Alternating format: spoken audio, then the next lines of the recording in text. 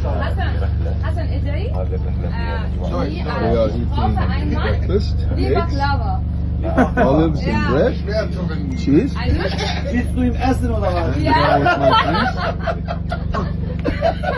here on the Spectre, a global Shumud flotilla boat, and out here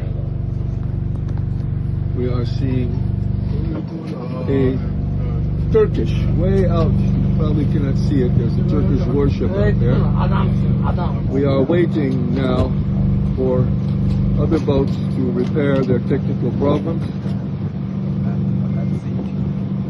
I see two ships out there, Meshit. I see two.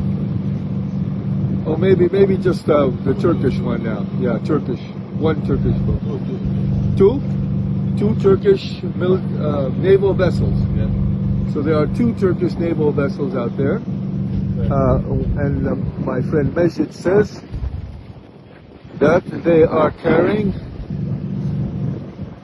humanitarian aid. So the question is, will these Turkish naval vessels go all the way to Gaza with us to unload their humanitarian aid, or are they going to give it to us? They're going to give the humanitarian aid to us.